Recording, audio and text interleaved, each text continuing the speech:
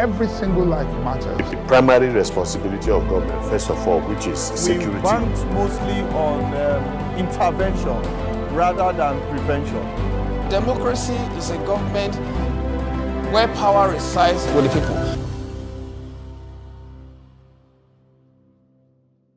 Hello and a very warm welcome to you. This is YOU.GOV and it's all about you and the government. And of course, we're still celebrating Nigeria at 60. Nigeria is a great country, blessed with several natural resources and the best kind of people. I always like to say Nigerians are the best kind of people. But we have some challenges that we have to work on to attain a nationhood. After this break, we'll tell you what we'll be discussing on this episode.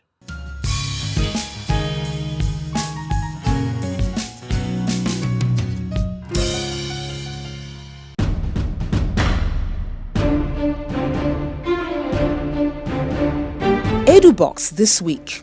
We dedicate this episode once again to commemorate a great milestone in the history of Nigeria.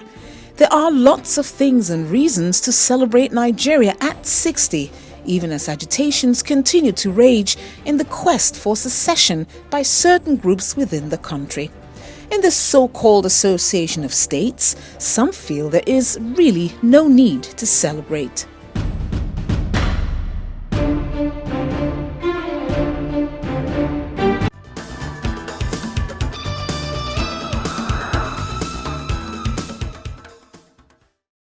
All the road is not good and our government they didn't care about the road, and the road is keep on spoiling.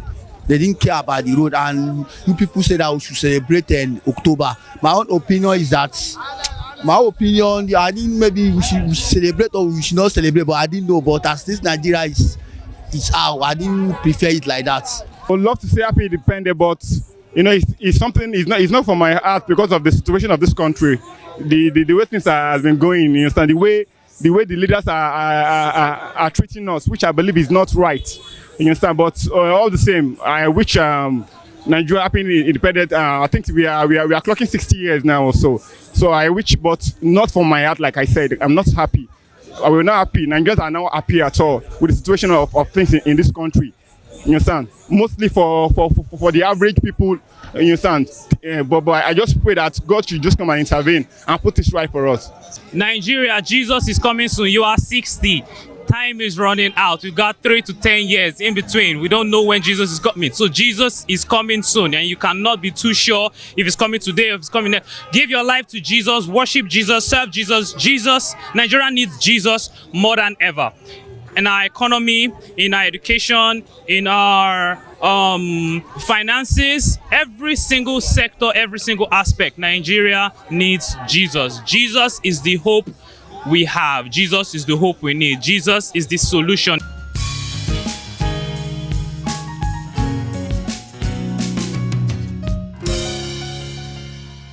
Yeah, welcome back. This is still YOU.GOV and I'm Olomu-Agbodo. Yes, of course, we're still celebrating Nigeria at 60, and Nigeria is a blessed nation, I must tell you. But there are challenges that must be addressed, challenges that have to do with freedom of expression, clamping down on protesters and things like that. These are some of the challenges facing Nigeria at the moment. Even the economic hardship that some people on the street also talked about is a major issue that should be addressed. And we know that Nigeria will get it right someday soon with all hands on deck, everyone working together as one. Well, we have James OMOKARO, who will be talking about his own view on how Nigeria has fared as a nation after 60 years of independence.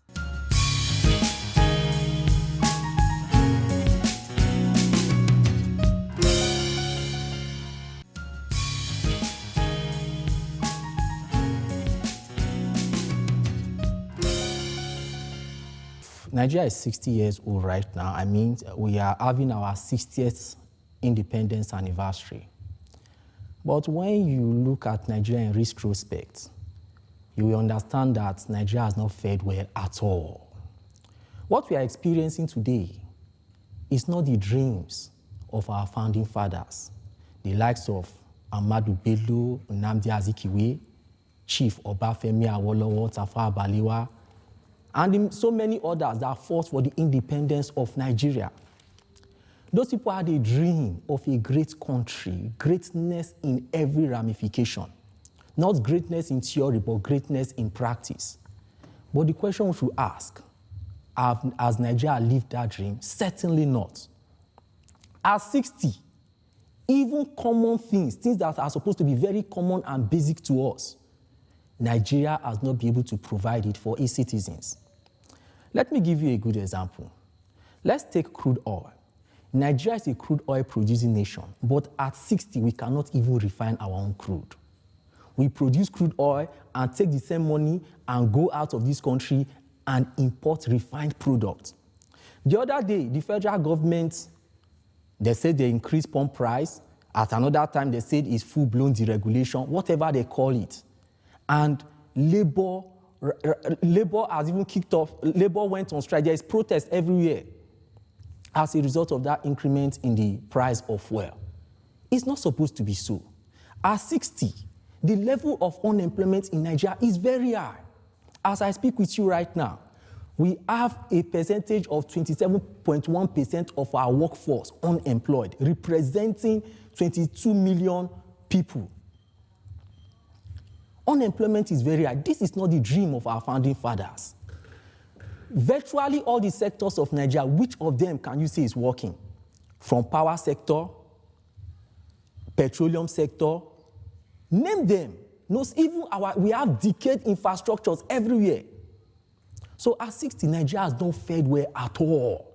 Nigeria is even more divided now than we were in 1960 when we gained independence. There's banditry and insecurity everywhere. Just name one aspect of Nigeria that you can give Nigeria a pass mark. Certainly none. First, in terms of security of lives and property, you cannot give Nigeria a pass mark. Politically, Nigeria is more divided than it has ever been. We're even more divided now than even during the period of the Civil War. Economically, socio-culturally. So Nigeria has not fared well at all. So at 60, it is a shame that we are still at this level. It is a shame that at 60, we will still import petroleum products even when we are one of the major crude oil producing nations of this world. At 60, it's a shame that our leaders will still need to travel outside this country to seek for medical attention.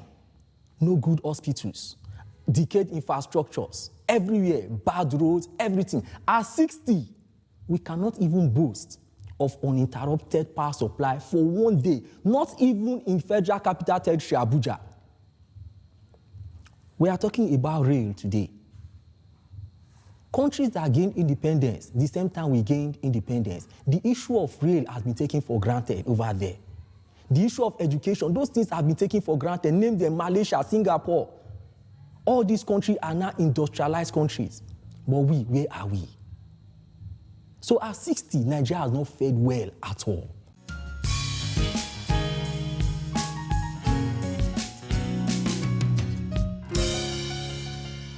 You see, if I'm to disagree with Obasanjo, I will only disagree to the extent that Obasanjo was being mild and diplomatic in the way he presented the situation. The situation is even worse than what Obasanjo said. Obasanjo said Nigeria is slowly moving to a failed state. I think that's an understatement of the reality on ground. As it is today, to a very large extent, Nigeria is even a failed state. When you consider the level of insecurity everywhere in the northeast, you have Boko Haram. Northwest, bandits. Killer Fulani men, amongst other agitations from different parts of the country. And the government today seems to be helpless in dealing with this security situation. So Nigeria is not slowly moving. If at all we are not in a failed state, we are very fast. We are even in a failed state. So I'm with Obasanjo. Obasanjo is correct. Nigeria is in a failed state. Nigeria is more divided now than as we've ever been.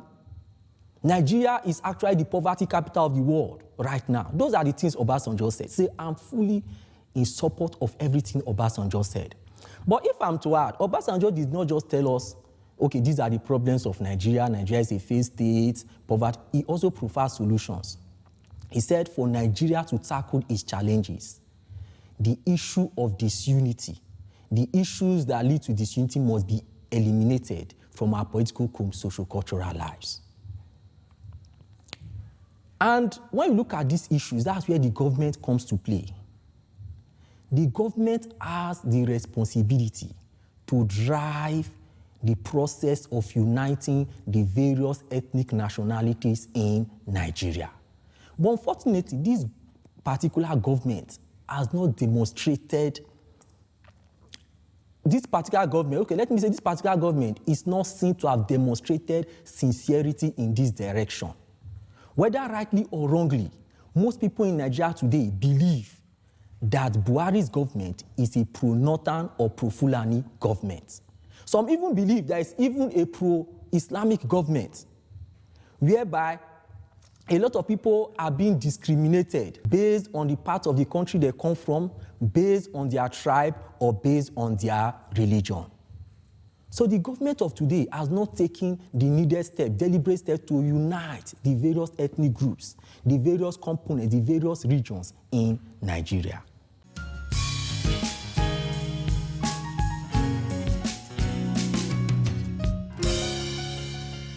Yes, it still boils down to the dissatisfaction a lot of people have about Nigeria. Let's talk about national identity, because what you are talking about has to do with national identity. What is national identity? National identity is that feeling of attachment towards one's nation, towards the government, and towards its fellow citizens.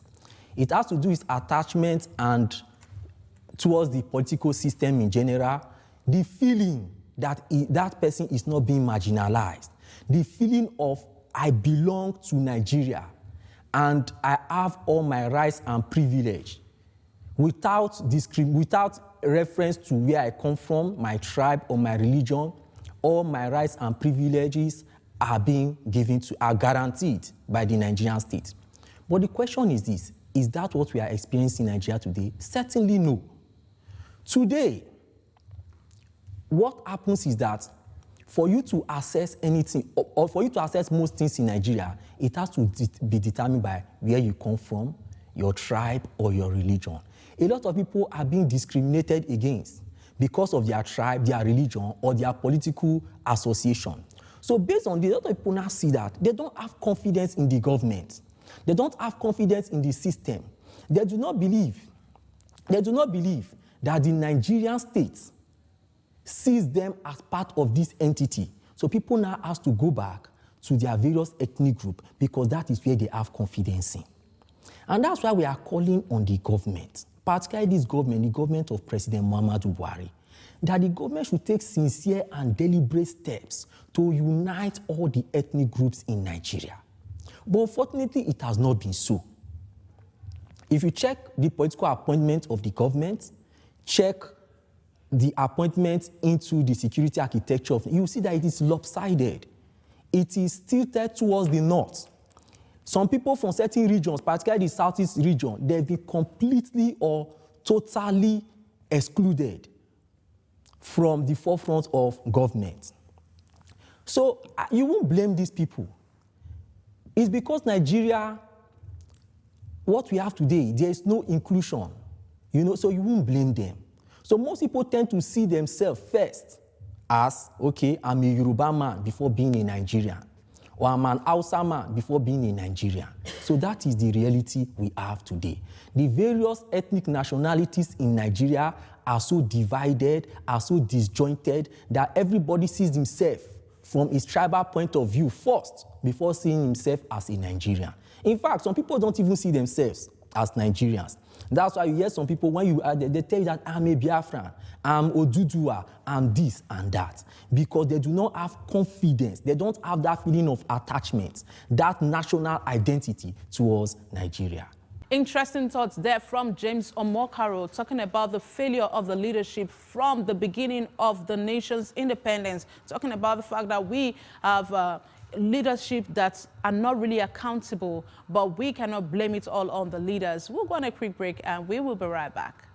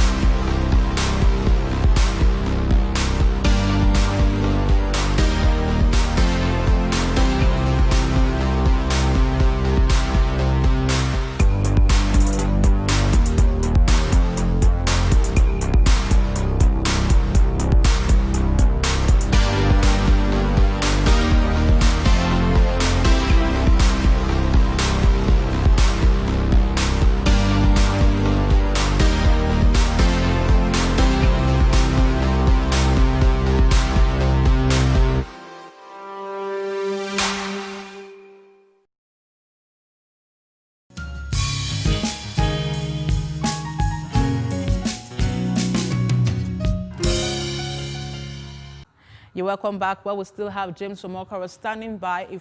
Of course, it's not about pointing out the issues, the challenges alone. We also try to prefer solutions so that Nigeria will move forward, especially at the attainment of 60 years. How should Nigeria be functioning as a nation at this time, not just as a collection or association of states? Nigeria should attain nationhood, and that is the ultimate goal for us as a people.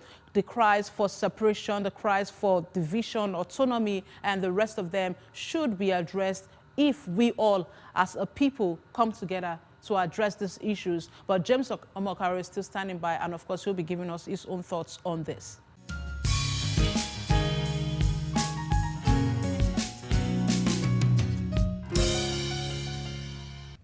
Okay.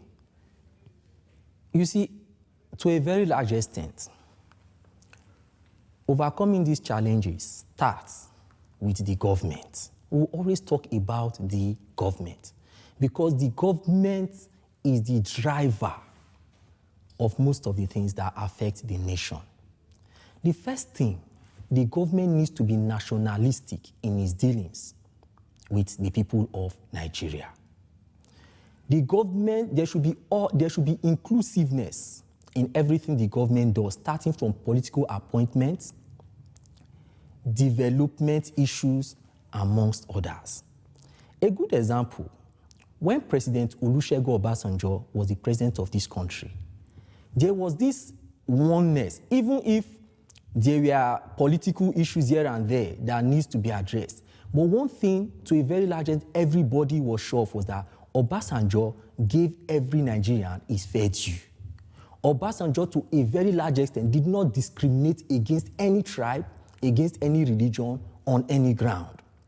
Whether from the 6 geopolitical regions, everybody were comfortable with Obasanjo as a nationalistic leader. So that is the first step. We have to enthrone nationalistic leadership. And if the truth must be told, that is what we do not have now. The government of President Muhammadu Buhari, to a very large extent, whether rightly or wrongly, people perceive the government not to be nationalistic.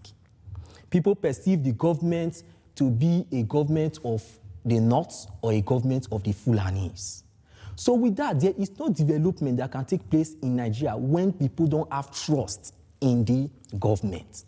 So the first thing to address these challenges is to enthrone a nationalistic government.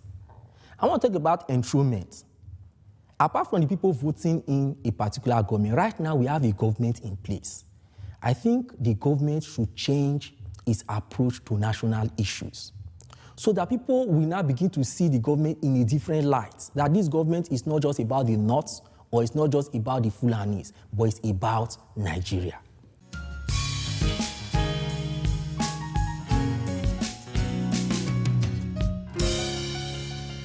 Everything still boils down to having a national orientation. But as I said, before we, the citizens, we have this national orientation, the government needs to show us that we are nationalistic too.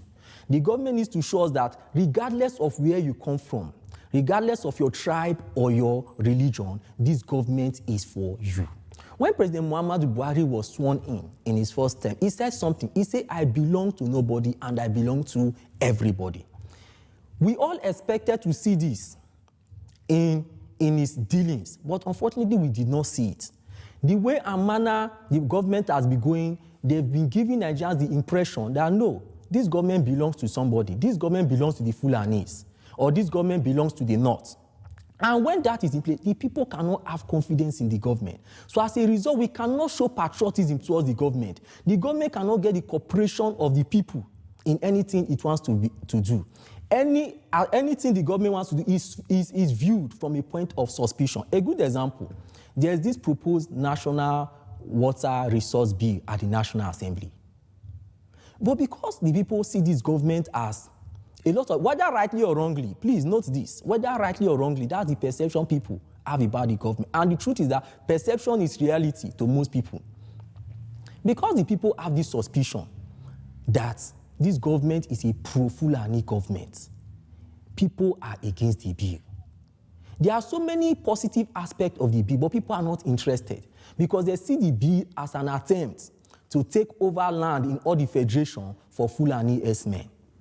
So these are the issues. So whatsoever the citizens will do must first of all start with the government. If the citizens do not have that trust, that confidence in the government, there is no way the citizens will be patriotic.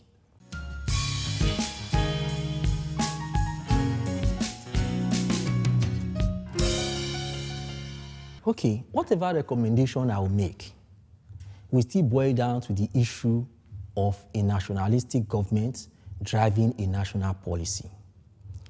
For example, the issue of banditry, Boko Haram in the north. Some people even somehow believe that the government is not willing to address these issues. A good example is Obadiah Melafia, a former deputy governor of CBN. There was this release he made on social media about the issue of killings in southern Kaduna, and he accused the government of being culpable in the killings. Whether it's right or not, the body language of the government, does not suggest the government is sincere in tackling these issues. So one of the recommendations is the government to go all out with all sincerity of purpose to address these killings, not only in southern Kaduna. In most places in the nation, the killings by Fulani S-men, the government should attack it and deal with the issue decisively. Because people believe that, Fulani S-men are killing us, and because the president is a Fulani man, he does not really want to take a decisive action about it. No, the government should show that regardless of the fact that I'm a Fulani man, I'm willing to address these issues. And the government cannot continue to tell us that they've done all they could. No. One of the recommendations people even make right now is they change the service chiefs. The service chiefs, they overstay their welcome. We have seen their best, and their best seems not to be good enough. So the president, if he's serious about addressing, the first thing, change these service chiefs. Bring in fresh blood with fresh vibes, fresh orientation, and then people will begin to say, okay, the government is taking positive steps towards addressing this. Some of the other things we expect the government to do. The other time, these people from the southeast, indigenous people of Biafra, known as IPOB, were protesting, and the government declared the group as a terrorist organization. We also expect the government to declare Boko Haram, Killer Fulani S-men, bandits in the northwest as terrorist organizations. The fact that the government has not done that is giving people the impression that, because these other people, the Boko Haram, they are northerners and they are Muslims, you don't want to declare them as a terrorist organization. But because these IPOB people are southerners and they are predominantly Christians, you declare them a terrorist. That is double standard. And when you have that in a country, people don't have trust in that government. These are some of the things we should look at. In Benue State the other day, first of all, in the north, you arrested Boko Haram members. You gave them amnesty. You say you retrained them, you de-radicalized them, and you reintegrated them back to the society. But in Benue State, the government of Benue State decided to grant amnesty to some criminals, particularly one notorious criminal called Ghana. On his way to the venue for the amnesty, he was arrested by soldiers and killed on the spot. What are we not seeing? But these same soldiers have not killed Boko Haram in the north.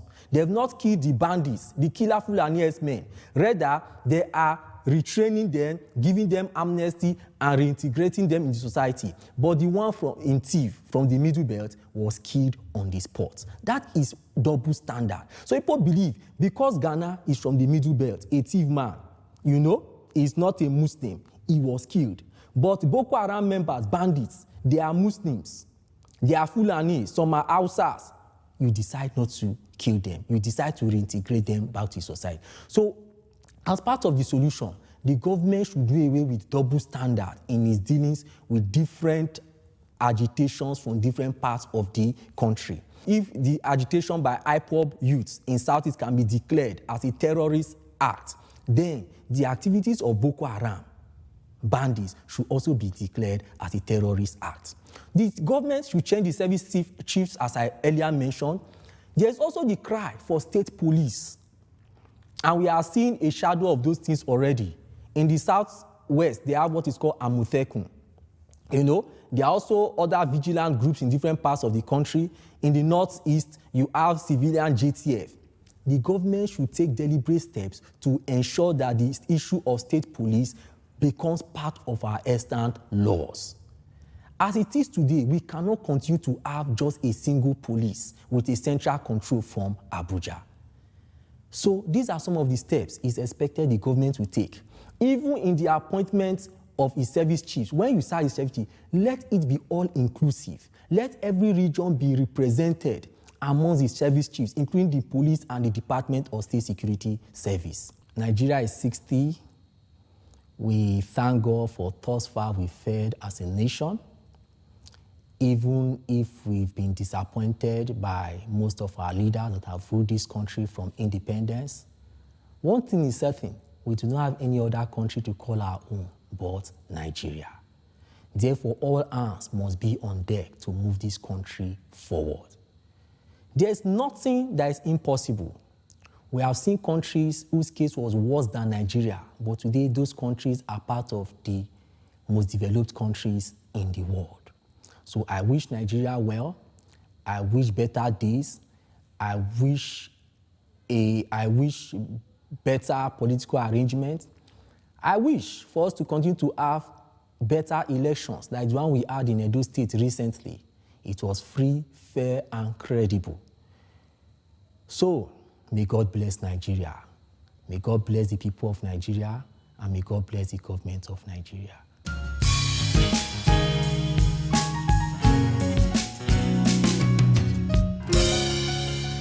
Well, thought-provoking opinions there from James OMOKARO, but God is indeed with Nigeria, and that is why we've been able to scale through all the hurdles up to this 60 years after the independence. Don't forget that we've come from a civil war, we've come from different protests, different riots, left, right, and center, but we are still standing as a people. We are still standing strong, but we should not relent. We should not despair. We should come together as one so that we can actually attain nationhood, not just continue as an association of states. It is the collective will of the people. It takes the collective efforts of the people to actually succeed in making a state, a nation. Well, we have some more tidbits for you.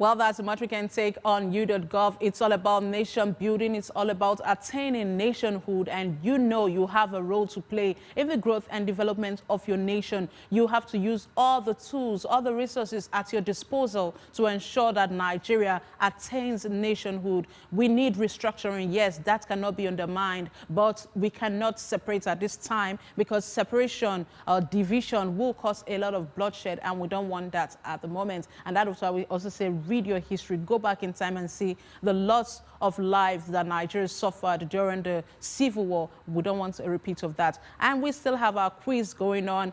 When did Nigeria become a republic, and what is the difference between a republic and a federation or a federal state? The winner will be announced at the end of October, and of course we have lots of juicy prizes for you.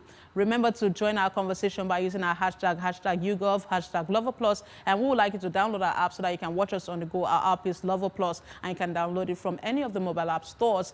And visit our website on www.loverplus.tv. I am Olomu-Agbodo. God bless Nigeria. Bye for now.